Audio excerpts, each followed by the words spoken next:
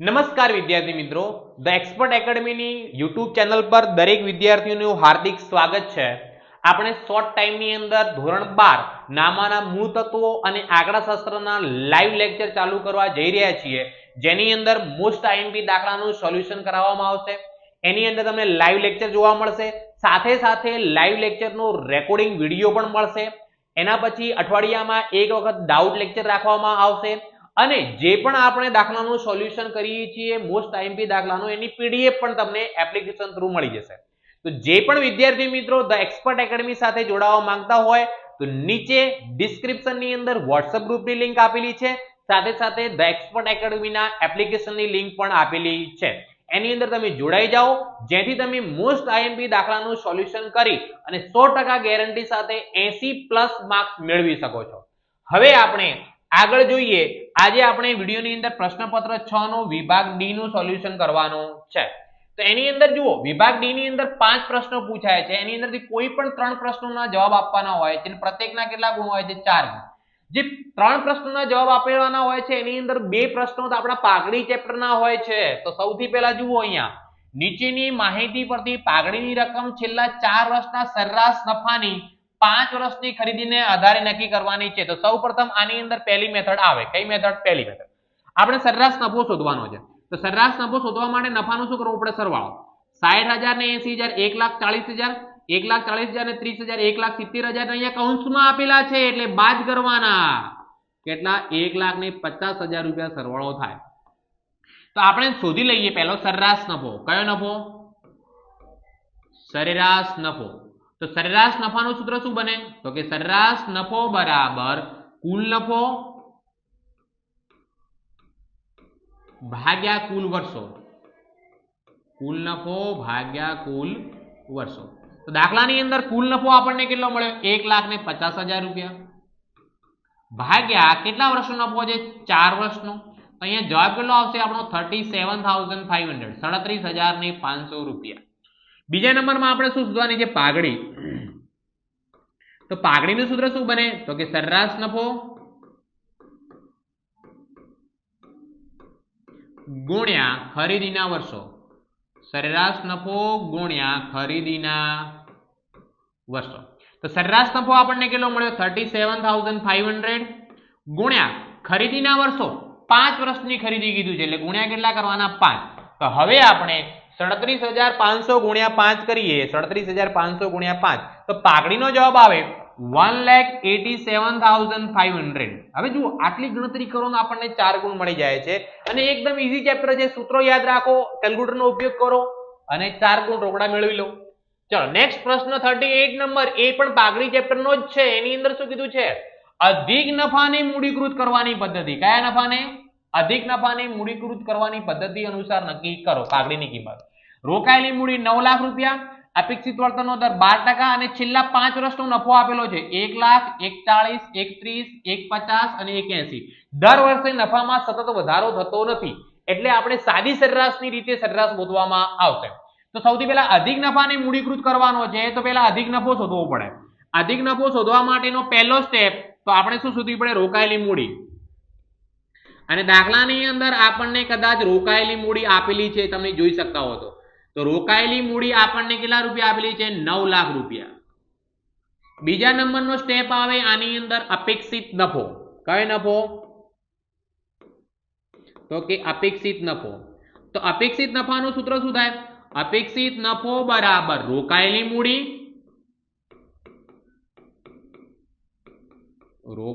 મૂડી ગુણ્યા અપેક્ષિત વળતરનો દર. અપેક્ષિત વળતરનો દર ભાગ્યા કેટલા? 100. કેમ કે ટકા હંમેશા 100 હોય. રોકાયેલી મૂડી કેટલા રૂપિયા આપણને મળી? 9 લાખ રૂપિયા ગુણ્યા અપેક્ષિત વળતરનો દર કેટલા ટકા કહેલો છે દાખલામાં? 12% ભાગ્યા 100 કરો. 9 લાખના 12% કરો એટલે જવાબ આવે ₹1,08,000 રૂપિયા. કેટલા રૂપિયા? 1,08,000. ત્રીજા નંબરમાં આપણે સરેરાશ નફો શોધવો પડે. હવે સરેરાશ નફો બે રીતે શોધી શકાય, ભારિત સરેરાશની રીતે અને સાદી સરેરાશ. અહીંયા દાખલાની અંદર દર વર્ષે નફામાં વધારો થતો નથી તો આપણે સાદી સરેરાશની રીતે નફો ગણવામાં આવશે. તો શું સૂત્ર બને એનો? કુલ નફો ભાગ્યા કુલ વર્ષ. ચલો બરાબર. કુલ નફો એટલે જુઓ પહેલા વર્ષનો નફો કેટલો છે આપણે 1 લાખ રૂપિયા પ્લસ બીજા વર્ષનો 1,40,000, ત્રીજા વર્ષનો 1,30,000, ચોથા વર્ષનો 1,50,000 અને છેલ્લા પાંચમા વર્ષનો 1,80,000. સરવાળો થાય છે આનો 7 લાખ રૂપિયા. અને કેટલા વર્ષનો નફો છે તો 5 વર્ષનો. 7 લાખ ભાગ્યા 5 કરું એટલે જવાબ કેટલો આવશે આપણો 1,40,000 રૂપિયા આપણો સરેરાશ નફો એટલે કે ખરેખર નફો કહેવાય. કેટલા રૂપિયા 1,40,000 રૂપિયા. હવે ખરેખર નફો 1,40,000 થયો. અપેક્ષા હતી આપણે 1,08,000. અપેક્ષા કરતા વધારે નફો થાય એને અધિક નફો કહેવામાં આવે. કયો નફો કહેવામાં આવે? અધિક નફો. અધિક નફાનું સૂત્ર શું બને તો અધિક નફો બરાબર સરેરાશ નફો. અધિક નફો બરાબર સરેરાશ નફો માઇનસ અપેક્ષિત નફો. માઇનસ કયો નફો થશે આપણો? અપેક્ષિત નફો. તો સરેરાશ નફો આપણને કેટલો મળ્યો છે 1,40,000 રૂપિયા. તો સરેરાશ નફો આપણે કેટલો લખીશું 1,40,000 માઇનસ અપેક્ષિત નફો કેટલો લખીશું આપણે 1,08,000 રૂપિયા. તો આપણને આપણો જવાબ કેટલો મળશે અહીંયા 32,000 રૂપિયા મળશે. કેટલા રૂપિયા? 32,000. હવે ચોથા નંબરમાં પાઘડી શોધવાની. જ્યારે અધિક નફાને મૂડીકૃત કરવાનો હોય ત્યારે પાઘડીનું સૂત્ર શું બને? અધિક નફો ભાગ્યા અપેક્ષિત વળતરનો દર ગુણ્યા કેટલા 100. ચલો અધિક નફો આપણો કેટલો આવ્યો તો કે 32,000 રૂપિયા ભાગ્યા અપેક્ષિત વળતરનો દર દાખલામાં કેટલા ટકા આપેલો છે 12%. તો ભાગ્યા 12 અને ગુણ્યા કેટલા કરવામાં આવશે 100. તો આપણે કેલ્ક્યુલેટરથી કરીએ 32,000 ભાગ્યા 12 ગુણ્યા 100. તો આપણો જવાબ આવે છે 2,66,666.67. 2,66,666.67 આ પોઈન્ટ છે. ઓકે 32,000 ભાગ્યા 12 ગુણ્યા 100 કરવાથી જવાબ કેટલો આવશે આપણો 2,66,666.67. આ પણ એકદમ ઈઝી દાખલો છે. સૂત્રો આવડતા હોય તો અને પછી બીજી ગણતરી જ કરવાની છે. ચલો નેક્સ્ટ દાખલાની વાત કરીએ. ટાટા કંપની લિમિટેડના તારીખ 31 માર્ચ 2023 ના અને 31 માર્ચ 2024 ના રોજ પૂરા થતા વર્ષના સંક્ષિપ્ત નફા નુકસાનના પત્રકો નીચે પ્રમાણે આપવામાં આવ્યા છે. તેના આધારે તુલનાત્મક નફા નુકસાન પત્રક તૈયાર કરો. કયો બનાવવાનું કીધું છે આપણને? તુલનાત્મક નફા નુકસાન બનાવવાનું કીધું છે. તો આની અંદર તો એકદમ ઓછા વ્યવહારો આપેલા છે. જુઓ 2023 2022. તો પહેલા 2022 ધ્યાનમાં લેવાનું, પછી 2023 ધ્યાનમાં લેવાનું. વેચાણની ઉપજો આપેલી છે, અન્ય આવકો આપેલી છે, ખર્ચાઓ આપેલા છે અને આવકવેરાનો દર આપેલો છે. તો વન બાય વન આપણે નોંધ કરતા જઈએ. અહીંયા જુઓ સૌથી પહેલા 2022 અહીંયા કેટલા લખવામાં આવશે 2022. અહીંયા કેટલા હશે 2023. 2022 નો નફો કેટલો છે 44,000. સોરી નફો નહીં વેચાણ. તો 2022 ની અંદર વેચાણ કેટલો લખીશું આપણે 44,000 રૂપિયા 44 લાખ રૂપિયા. 2023 માં કેટલો છે 66 લાખ રૂપિયા. ચલો 44 લાખ થી 66 લાખ થયા એટલે કેટલા લાખનો વધારો થયો 22 લાખનો. અને 22 લાખનો વધારો જો ટકામાં શોધવો હોય તો શું કરવા પડે આપણે 22 લાખ ભાગ્યા 44 લાખ ગુણ્યા 100 એટલે જવાબ કેટલો આવશે આપણો 50% આવશે. કેટલા ટકા આવશે પહેલામાં જવાબ 50%, 50%. ઓકે એના પછી અન્ય આવકો પહેલા કેટલી છે અહીંયા 3 લાખ રૂપિયા. અન્ય આવકો કેટલી 3 લાખ રૂપિયા. 2023 માં કેટલી છે 4.5 લાખ રૂપિયા. એટલે કેટલો વધારો થયો અહીંયા 1.5 લાખ. તો અહીંયા બી ટકાવારી શોધવી હોય તો 1.5 લાખ એટલે 1,50,000 ભાગ્યા 3 લાખ ગુણ્યા 100 કરો એટલે જવાબ કેટલો આવે 50. વેચાણ લખાઈ ગયું, અન્ય આવકો લખાઈ ગઈ. આ બંનેનો સરવાળો કરો એટલે આપણને કુલ ઉપજ મળે. શું મળે? કુલ ઉપજ. તો 44 નો 3 કેટલા થાય 47 લાખ રૂપિયા. 47 લાખ. અહીંયા 66 ને 4 કેટલા થાય 70 લાખ અને 50,000 રૂપિયા. તો પહેલા કેટલા હતા અહીંયા 47 લાખ ના 70 લાખ 50,000 થયા એટલે કેટલો વધારો થયો કહેવાય 23 લાખ અને 50,000 રૂપિયા. 23 લાખ 50,000 ભાગ્યા 47 લાખ ગુણ્યા 100 કરો એટલે આપણો જવાબ કેટલો આવશે અહીંયા 50 આવશે. એના પછી અહીંયા દાખલામાં ડાયરેક્ટ ખર્ચાઓ આપેલા છે. ડાયરેક્ટ ખર્ચાઓ આપેલા છે, અલગ અલગ નથી આપેલા. 2022 ના કેટલા છે 30,80,000 રૂપિયા. તો આપણે 2022 માં કેટલા લખીશું 30,80,000 રૂપિયા કુલ ખર્ચા. 30,80,000 રૂપિયા. ચલો 2023 માં કેટલા છે? 47,52,000, 47,52,000. ચલો હવે કેટલો વધારો થયો એ આપણે જોઈ લઈએ. તો કે 47,52,000 માઇનસ 30,80,000, જવાબ આવે છે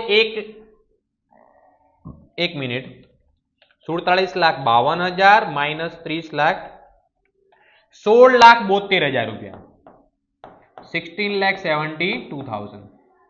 અને ટકાવારી કરીએ, 16,72,000 ભાગ્યા 30,80,000 ગુણ્યા 100 કરીએ એટલે જવાબ આવે 54.29%. કેટલો જવાબ આવશે આપણો? 54.29%. હવે શું કરવામાં આવે? તો હવે દાખલાની અંદર ખાસ ધ્યાન રાખવાનું છે કે આપણને અહીંયા કુલ ઉપજ અને કુલ ખર્ચા મળી ગયા. તો કુલ ઉપજમાંથી કુલ ખર્ચા શું કરતો? બાદ કરતો.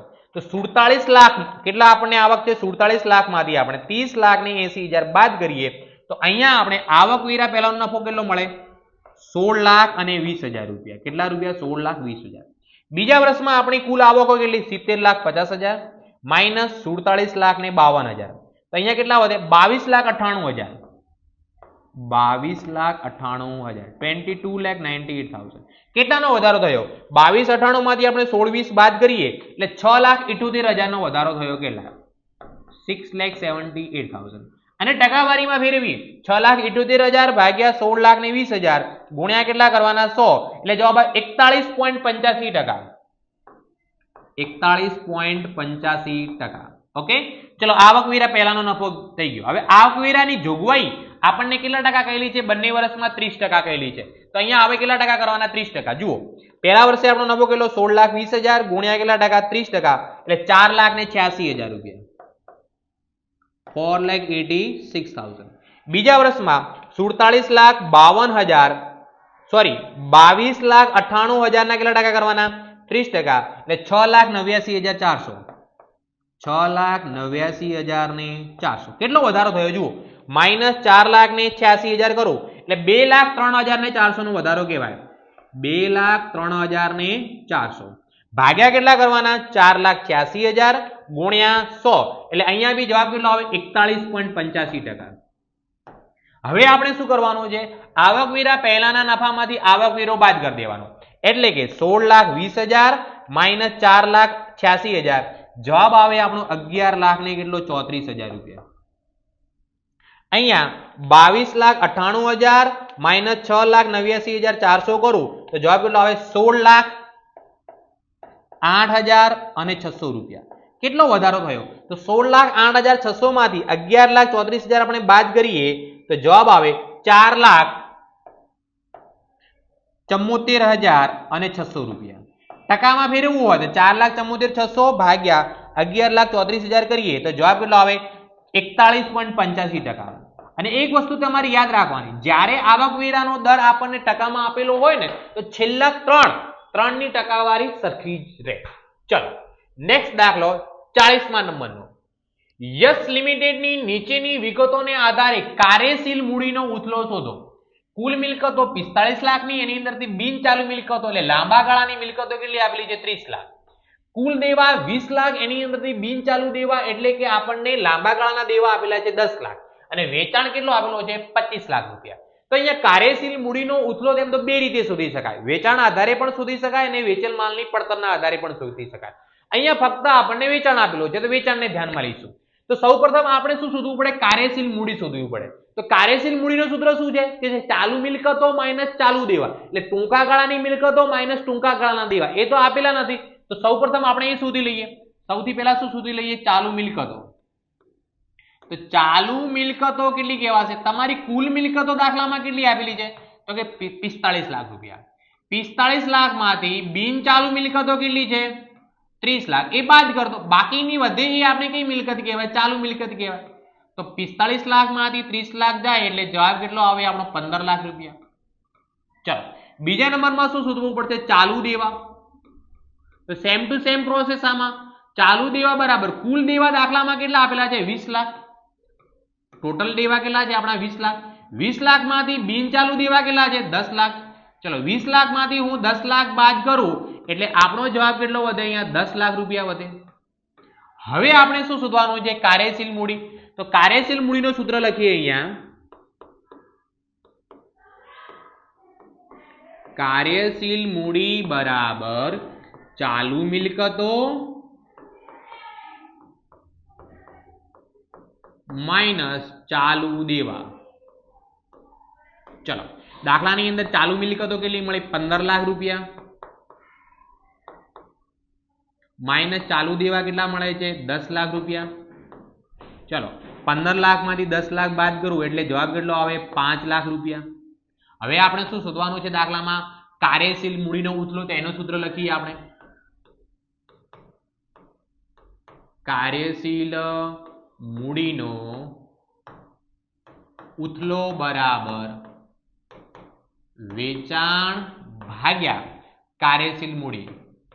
વેચાણ ભાગ્યા કાર્યશીલ મૂડી. તો દાખલાની અંદર આપણને વેચાણ કેટલું મળ્યું? 25 લાખ રૂપિયા